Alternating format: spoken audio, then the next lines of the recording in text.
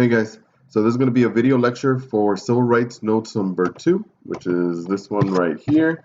All right, Civil Rights segregation begins. Now, to begin with, segregation, what does that mean? Segregation is when you split or separate people. Now, this is going to involve when part of our history, when African Americans and white people and Hispanics were segregated or separated into different communities, different restaurants, different everything. Now, when does all this segregation begin? It begins with the 13th Amendment. The Civil War ends in 1865, and the big thing out of there is no more slavery.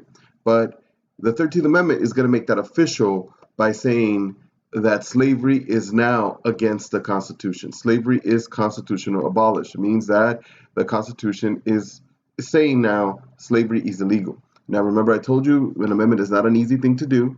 So that means 3/4 of the states and 2/3 of Congress has to pass it, which is incredibly difficult. So when they pass this amendment, it is a big deal. Well, now we have all these people who used to be slaves, and these people are going to be called freedmen. And later on, it'll be more like African Americans, but at the time they were called freedmen. You know, these people months ago were slaves. Now they're free. So what does that mean? Like, where do they live? What rights do they have? Do they get to vote? And some of those questions are going to be answered by the 14th and 15th Amendment. 14th Amendment says they had equal rights. The 15th Amendment said they had voting rights. Now, the voting rights, as we've talked about, is such a big deal, as we've talked about all year. If you vote, you matter to our government. And if you matter, you have political power. And when you have political power, they do things for you. So now African Americans have political power. But Southerners are going to be outraged. They lost the Civil War, and now these former property of theirs have the same equal rights as them because of the 14th Amendment, and the same voting rights as them because of the 15th Amendment. So they're going to do whatever they can to pass any rule or law that goes around African Americans or freedmen getting these two rights. So an example for voting rights, they passed rules saying like literacy tests. You have to take a reading and writing test. That's a literacy test. And if you could pass it, you could vote. When African Americans or freedmen were slaves, it was illegal to teach them how to read and write. A white person could go to jail for teaching a slave how to read and write. So these people don't have education. They don't even know how to read and write. So how are they going to pass a test? They're not. The 15th Amendment says they have the right to vote, but literacy tests took that power away from them. They also passed things like poll tax. You want to vote? No problem. You just got to pay. For these freedmen, they were former slaves. Now they're trying to barely make any money to eat. They're not going to have money to vote. So even though the 15th Amendment once again says you could vote, because they don't have the money to pay, they're not voting.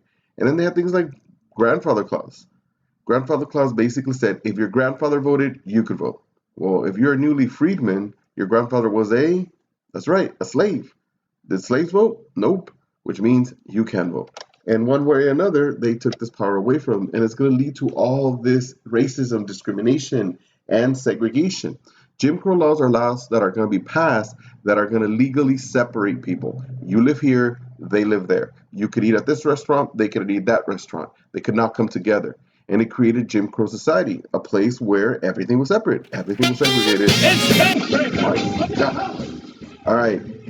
That was a funny video I was looking for you guys, and it did not work well. All right, so let's go back to section number 2. All right, segregation and its origins.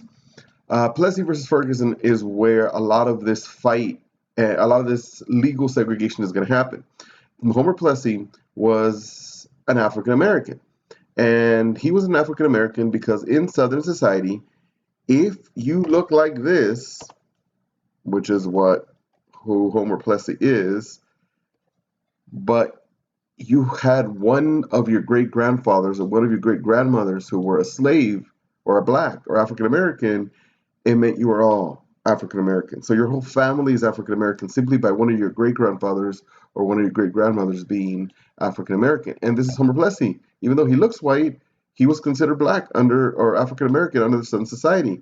And if you look at a picture of a political cartoon that they used at the time, it was to show the outrage. If you could see this right here, this is Homer Plessy. Does he look a little different than the actual Homer Plessy? The answer is yes. And the reason is because they wanted to make him look darker. They wanted how outrageous. Look at the look on this face. Like, what? You're sitting here? This is a white cart. You're supposed to go to the black cart. You see him pointing the finger like, you got to go. You got to go. Well, Homer Plessy's attitude was that he was not going to go because he bought a ticket to the train. And since he bought a ticket to the train, it didn't matter if there was a white cart or a colored cart. He could go in either cart. Again, Southern society, because of his great grandfather or mother who was black, said he was black, and therefore he had to go to the colored cart.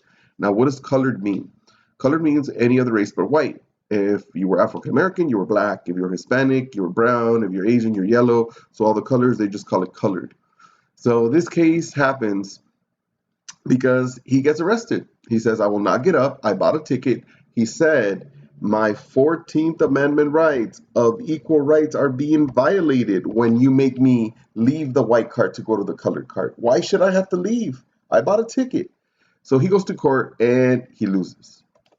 And he does something called an appeal. Now, when you appeal, what it means is that you don't like the decision of that court and you ask a higher court to look at the case again. And he appealed it to a higher court and he lost. And then he appealed it to another higher court and he lost again. And he went all the way up to the Supreme Court, the highest law of the land. The Supreme Court's main job in our government is to interpret the Constitution and make sure that everything is being followed. So if you have a law, their job is look at the law, look at the Constitution, do they go hand in hand? Or is this law violating the Constitution? And then they have the power to eliminate it. So Homer Plessy, when he went to the Supreme Court, he thought, I have the 14th Amendment that says I have equal rights. So of course the Supreme Court is going to come back and say that this is wrong of them putting us on a separate cart. But in the court case, Plessy versus Ferguson, the Supreme Court in 1896 is going to make a huge decision that's going to affect people for decades to come. Their decision is Plessy's rights were not violated with they asked them to go to a colored cart. And they created this rule that separate but equal is okay. That as long as you have a separate place, it has to be equal. It's okay. Meaning, as long as there was a colored cart, so it wasn't like Homer Plessy wanted to go on the train and they said, no, you can't go on here because we only have white carts. There was a colored cart. Now, it was nowhere near as good as the white carts and definitely worse, but the Supreme Court said separate but equal is okay. It did not violate his 14th Amendment equal rights. So, what did Southern states say? Great. This is awesome. We love the Supreme Court's decision. We like this idea that separate but equal. And they began to segregate or separate everything, not just train carts. So they applied this new rule on separating the races in everything. Now, the idea was separate but equal, right? And this cartoon right here is supposed to kind of show you like a water fountain. Hey, two water fountains, and they should be equal. Well, the reality was black facilities were almost always inferior, meaning they were less than, not as good as. And this is supposed to be kind of poking fun at it. Here's the white drinking fountain, little angels, the water being poured, beautiful, and then an old pump. Separate but not equal was more the reality. And there was a story that I would have gone over with you in class where this little girl who was an African American was at a park and she was playing. And this is the first time that she began to understand this idea of how separate was not equal, where she said that she was thirsty, so she was walking toward the drinking fountain, and she saw a white man walking his big, huge dog. And the white man walked over, took a drink from the white drinking fountain, and then took his dog to the colored drinking fountain and made them drink from that one, with slobbers popping out of the mouth and landing right where the water was coming out. She thought it was disgusting, and her first thought was, why does she have to drink from the dog's drinking fountain? Why can't she drink from the other one?